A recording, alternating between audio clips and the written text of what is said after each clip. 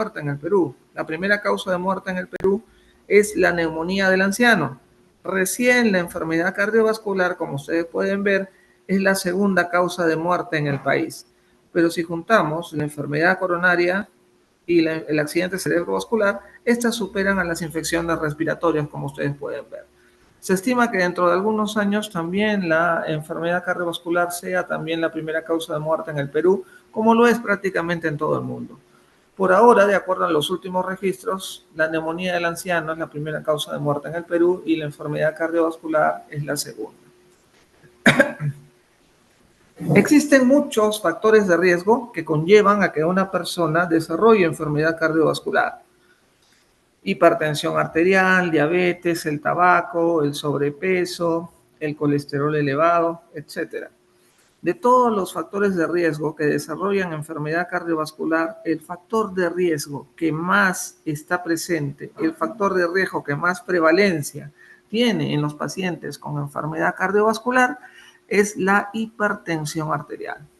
Por lo tanto, la hipertensión arterial es el principal factor de riesgo presente en los pacientes con enfermedad cardiovascular. Miren, doctores, el año 2000 se estimaba que existen 1.000 millones de hipertensos en el mundo. ¿Okay? Se estima que para este año, 2025, esos aumenten en un 60%.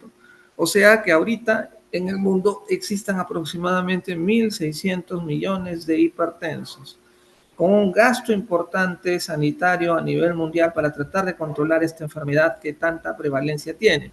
Y que muchos de nosotros vamos a tener relación con esta hipertensión arterial. Muchos de nosotros van a tener papás, abuelos, tíos, hermanos con hipertensión arterial. Cuando no, muchos de nosotros, probablemente la mitad de los que estemos en este chat, sufra de hipertensión arterial en algún momento de sus vidas. Miren cómo ha evolucionado la hipertensión arterial del año 1990 al año 2019, publicación de Lancet, ¿ok? 1.200 estudios representativos en un montón de pacientes, aproximadamente 104 millones de pacientes. En el año 1990 eran casi poco más de 600 millones de hipertensos distribuidos entre hombres y mujeres. Para el 2019 son casi 1.200 millones de hipertensos. Y como les digo, se estima que para este año 2025 ya sean 1.600 millones de hipertensos. Las prevalencias más bajas en el mundo estaban reportadas en Perú y en Canadá. Cosa más rara, ¿no? Probablemente nosotros estamos ahí porque no tenemos un buen registro, tenemos subregistros. Aproximadamente el 24-25% de prevalencia en Perú y en Canadá. Como ustedes pueden ver, el estudio de la hipertensión arterial ha hecho que tengamos que ver la prevalencia en nuestro medio. Entonces, hay ensayos clínicos que fueron hechos aquí en Perú, Sociedad Peruana de Cardiología, el año 2007 y el año 2011. Este es el último ensayo clínico del 2011, el ensayo clínico Tornasol, hecho en población peruana, el cual determinó que el 27,3% de adultos mayores de 18 años, en esas fechas casi 5 millones de personas, eran hipertensos.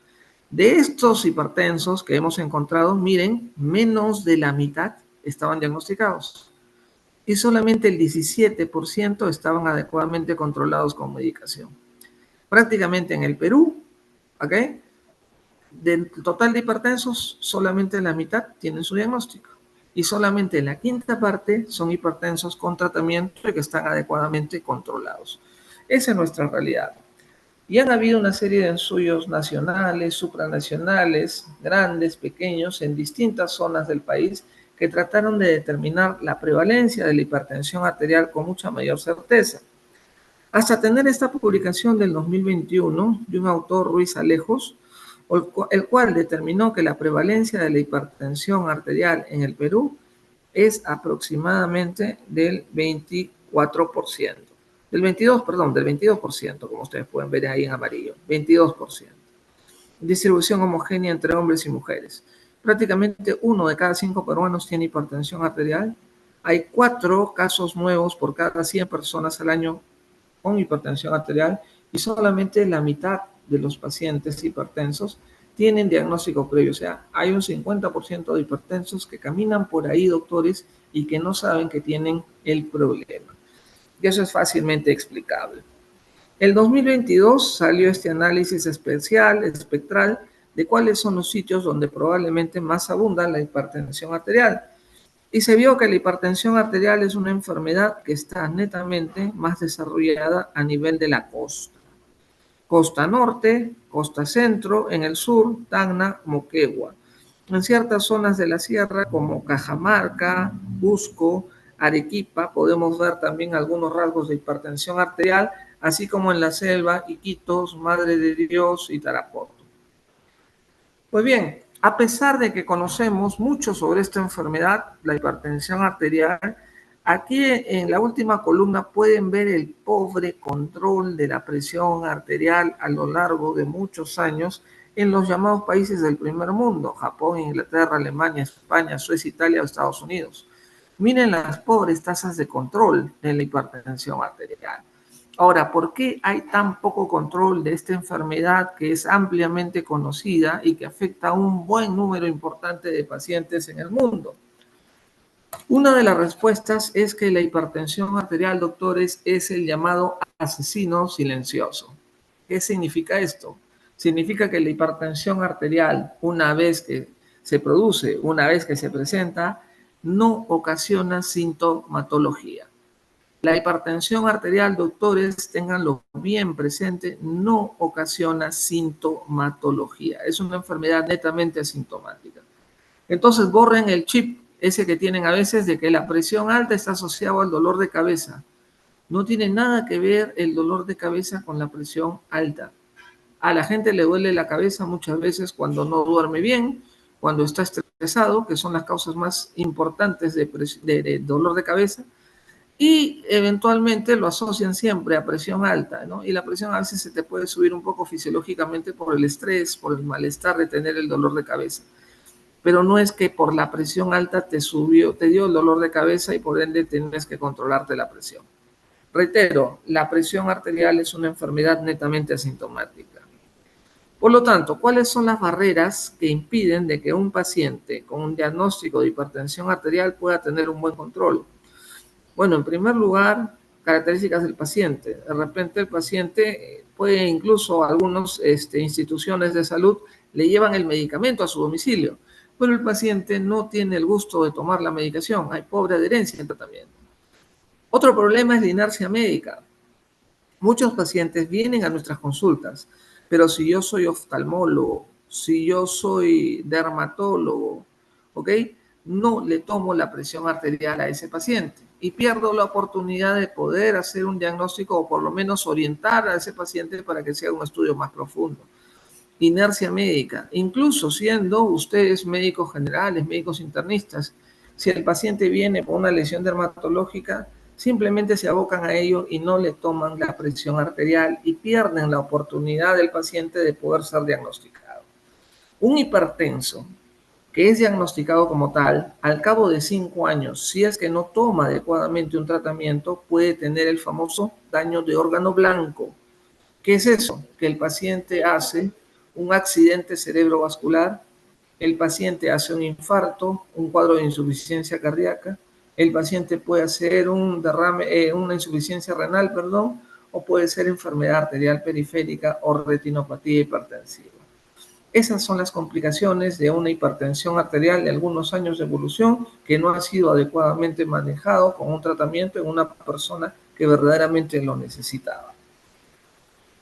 Pues bien, ¿cuáles son las variantes que han sufrido las cifras para poder hacer un diagnóstico adecuado de hipertensión arterial? En la década de los 60 decíamos la edad más 100. Si el abuelito Juan tenía 80 años, 100 más 80, 180 años era la presión que debería tener el abuelito Juan. ¿Debido a qué? Al paso de los años que produce el endurecimiento de las arterias. Pues bien, hay un límite para poder decir a partir de acá una persona es considerada hipertenso y otra no. La mayoría de las sociedades consideran que ese límite es 140 la presión sistólica y 90 la presión diastólica. Entonces, las escuelas, por ejemplo, las europeas, consideran hipertensión arterial a partir de 140,90. Pues bien, precisamente para poder determinar para poder determinar el manejo de la hipertensión arterial de una manera consensuada a lo largo de este mundo es que tenemos guías elaboradas por distintas sociedades médicas. Las guías americanas, anteriormente llamadas Joint National Committee, JNC, las guías europeas, que es un poco aparte de los americanos, que también tienen bastante certeza en algunos aspectos, la guía NICE, que es una guía británica, la guía canadiense de hipertensión. Como ustedes pueden ver, hay guías en diversas zonas, las cuales buscan estar todas en concordancia para poder hacer un manejo asertivo de la hipertensión arterial, al menos hasta el momento en el cual se realizan las guías. Las guías americanas más famosas son las guías del Joint National Committee. Estas guías del Joint National Committee tuvieron la primera salida en el 1976 y la última el 2014. Esta última generó mucha controversia. Acá está. 18 de diciembre del 2013 se publicó esta guía última del Joint National Committee llamado JNC8, guía 2014 basada en la evidencia para el manejo de la presión arterial alta en adultos. Esta guía fue muy controversial. La última de las guías americanas hechas bajo el auspicio del Joint National Committee, el JNC, fue esta, la del 2014, finales del 2013 en realidad. Y fue controversial, ¿por qué? Porque elevó el umbral para poder diagnosticar a un paciente con hipertensión arterial. Ya no decía a partir de 140/90, sino hablaba de 150/90 en pacientes mayores de 60 años. ¿Ok? Ese y otros problemas tuvieron esta guía, por ejemplo, sacaban a los beta bloqueadores, un grupo farmacológico como drogas de primera elección, etc. Esta guía generó tanta controversia que al mes siguiente, ¿no?, en enero prácticamente del 2014, en la revista Anales de Medicina salió publicado que 5 de los 17 investigadores que firmaron esa guía se retractaban y no consideran que la presión arterial deba ser mayor de 150 en pacientes que ya tenían determinada edad, que ya estaban un poco más avanzados de edad. Ellos recomendaban que en realidad debe ser a partir de 140 y no en 150, para todos, sin regla alguna que los exceptúe. Pues bien, para tratar de salir de esta nebulosa, publicada en esta guía 2013-2014, finales del 2013, llamada guía 2014, los americanos hacen un trabajo de investigación interesante libre de la industria farmacéutica. Ese ensayo clínico se llamó el ensayo clínico SPRING.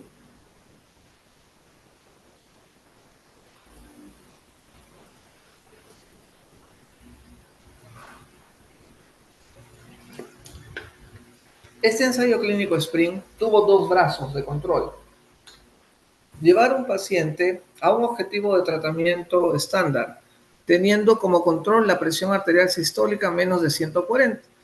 Y el otro objetivo fue llevar al paciente a un objetivo de tratamiento intensivo, o sea, llevar al paciente a una presión arterial sistólica más intensa, más abajo de 120.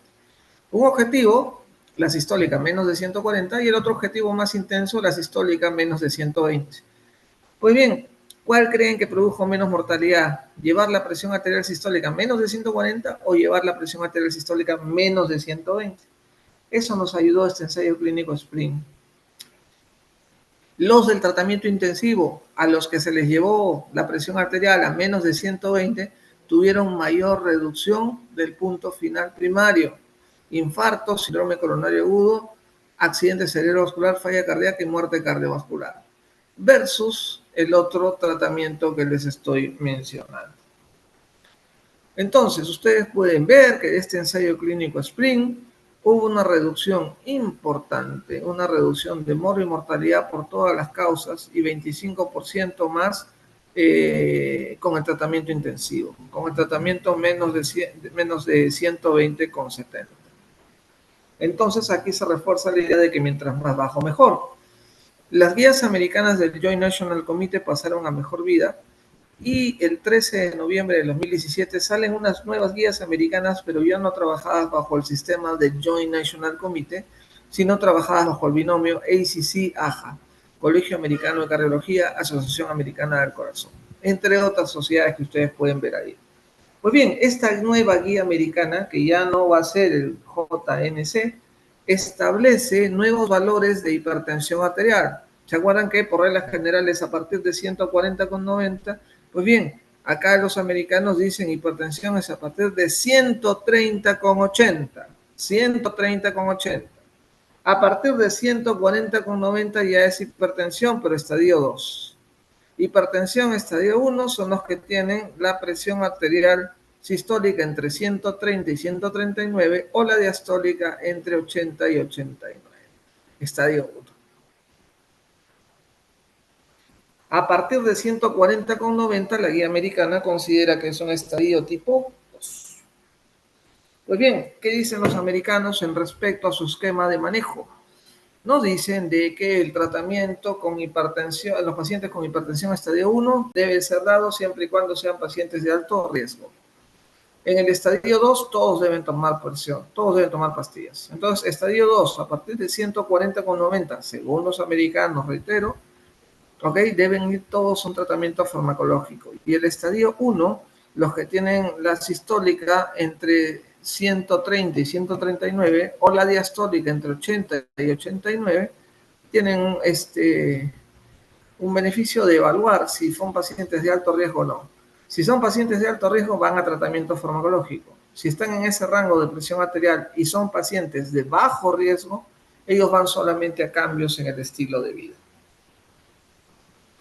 Pues bien, a desmedro de esta guía americana del 13 de noviembre del 2017, el 24 de agosto del 2018, sale la guía europea, que ya lo habían presentado meses antes en el Congreso Europeo de Hipertensión, en el Congreso Europeo, perdón, de Cardiología.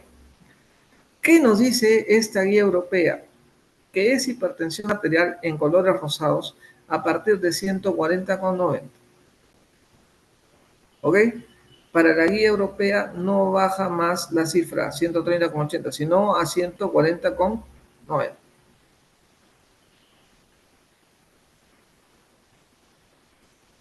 Pues bien, esta guía establece hipertensión a partir de 140,90, establecía 3 grados hasta llegar a un control adecuado de la presión arterial de acuerdo a las necesidades de cada paciente. Tenemos un valor de presión arterial que los europeos le dicen presión normal alta, que para el americano no es otra cosa que la hipertensión estadio 1. Mira, el europeo le dice presión normal alta y el europeo y el americano le dice que ella es hipertensión arterial estadio 1. Para ese grupo, para no generar controversia, igual consideran tratamiento en los pacientes que son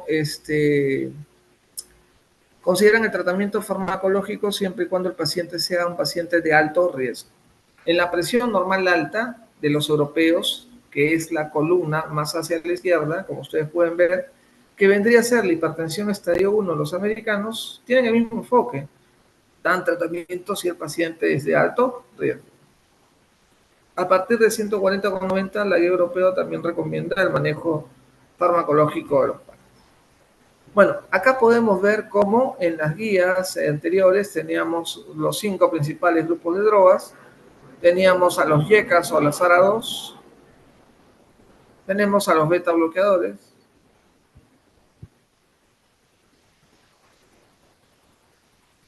entonces reitero, por favor, los 5 grupos farmacológicos para el manejo de la hipertensión arterial que nos recomiendan la guía europea son YECAs, ARA2, beta bloqueadores, bloqueadores de canal de calcio y diuréticos. Los 5 grupos farmacológicos que recomiendan los europeos. Los americanos no. Los americanos sacan de este grupo al beta bloqueador y lo ponen como una droga de segunda o tercera línea, no como droga de primera línea. Lo cual yo no estoy de acuerdo, pero es lo que está elaborando los guías americanas. Los europeos sí son más homogéneos y consideran que los 5 grupos farmacológicos están a la par. Pues bien, la novedad de las últimas guías de manejo de hipertensión arterial desde el 2018 a la fecha, porque tenemos guías europeas de manejo de HTA del 2018, luego tenemos del 2023 y también tenemos del 2024.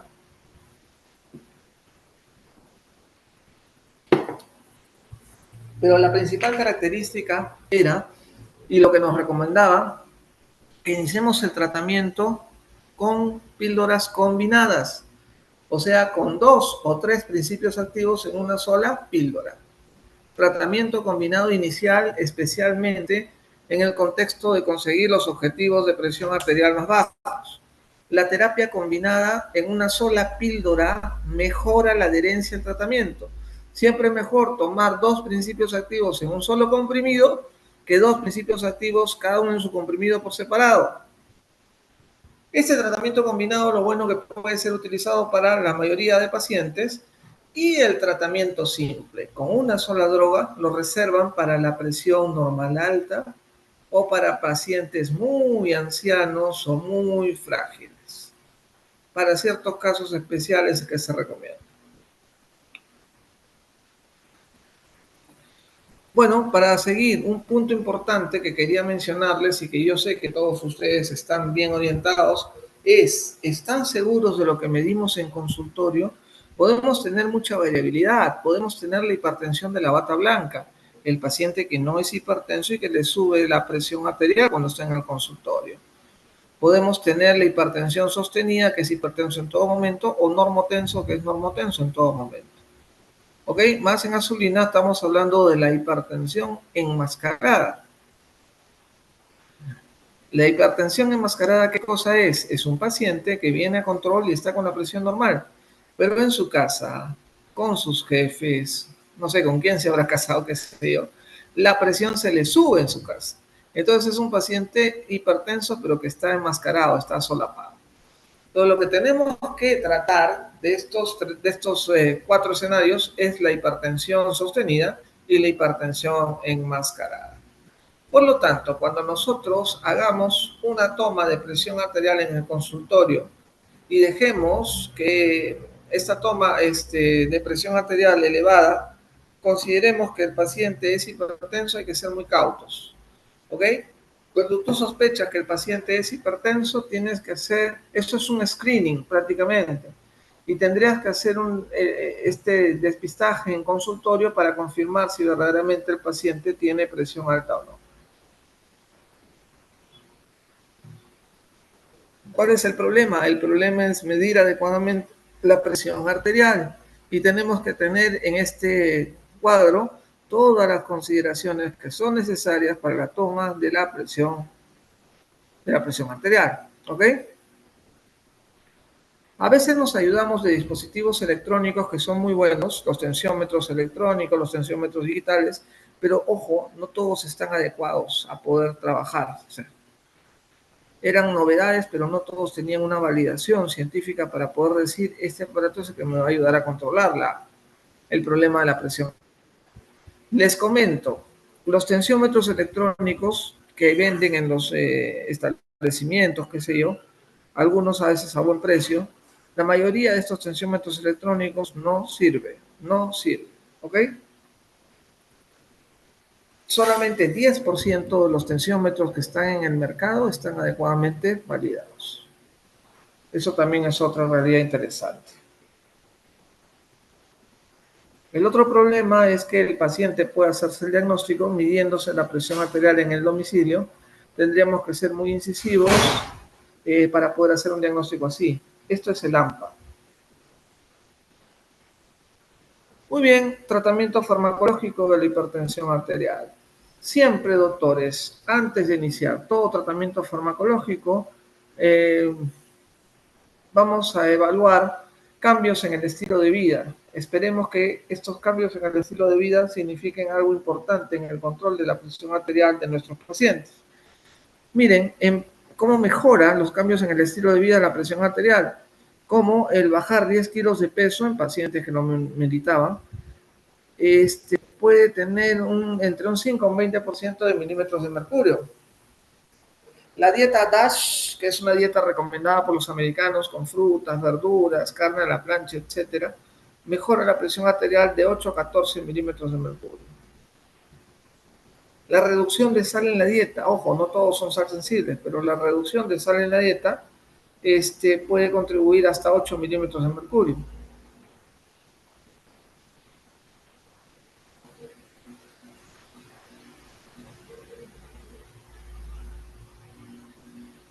Vean cómo la actividad física y el consumo moderado de alcohol también tienen cierto grado de impacto sobre la presión arterial. Acá tenemos el cuadro del tratamiento farmacológico. Básicamente 5 grupos: diuréticos, beta bloqueadores, calcio antagonistas, YECAs y ARA2. Los alfa bloqueadores que están puestos en la parte baja del gráfico son fármacos que normalmente no se utilizan ya para controlar la presión arterial. ¿Por qué las tías nos recomiendan terapia combinada? Miren qué interesante, tenemos 3 modelos de ratitas. Esto fue hecho en un laboratorio allá por el año 2000 con Weber, el investigador. Tenemos estas 3 ratitas, que una está modificada genéticamente para tener alterado el sistema nervioso simpático. El otro está también alterado porque tiene más prácticamente vinculación de alteración del sistema renina-angiotensina. Y el último no regula adecuadamente bien los volúmenes. Entonces tenemos un paciente que es adrenérgico, el otro que tiene alterado el sistema renina-angiotensina-aldosterona, y el último es un paciente que retiene volumen de sodio y agua.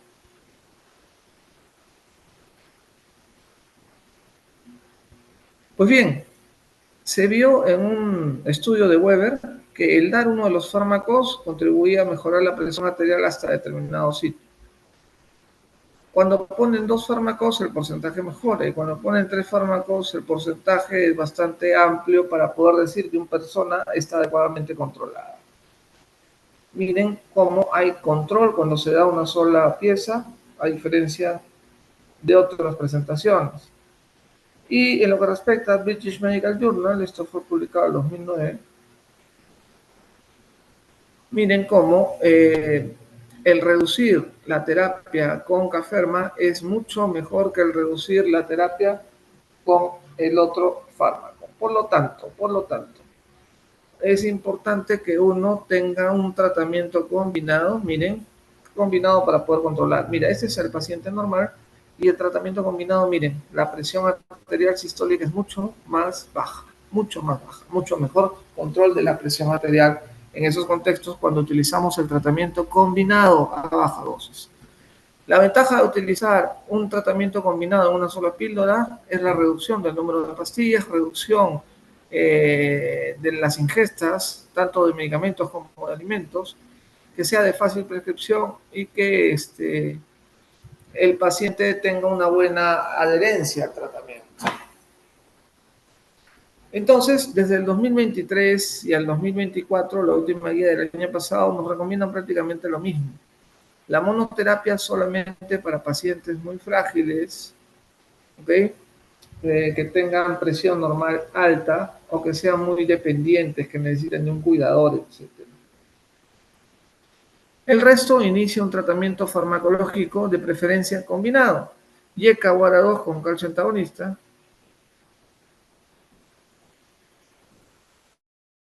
YECA o ARA2 con diurético tiazídico. Si después del mes, combinando YECA o ARA2 con un diurético tiazídico, con una hidroclorotiazida, si persiste el problema, tenemos que dar una píldora donde estén los 3 principios activos, ¿ok? Un YECA, un ARA2 con un calcio antagonista, un YECA, un ARA2, además con los respectivos cuidados para poder controlar la presión arterial. Si después de un mes, utilizando la terapia triple en una sola píldora, no logras controlar, bueno, ya te quedan otras opciones más que ingresar un cuarto fármaco, etcétera, introducir un beta bloqueador a pesar que no tiene indicación específica. Entonces, ¿qué es lo que se puede combinar cuando nosotros evaluamos a estos pacientes? Lo que les mencioné, YECA o ARA2 con calcio antagonista o YECA o ARA2 con diurético. Eventualmente también se puede hacer lo mismo con un beta bloqueador. YECA, un beta bloqueador con un calcio antagonista o un beta bloqueador con un diurético.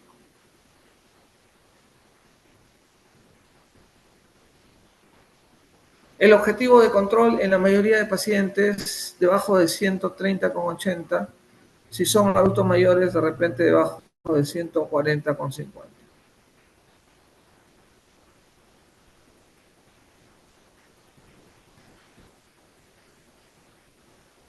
Entonces, para poder decir que una persona está adecuadamente controlada o que un hipertenso está adecuadamente controlado, hay que tratar de tener el objetivo de control de la presión arterial a menos de 130,80.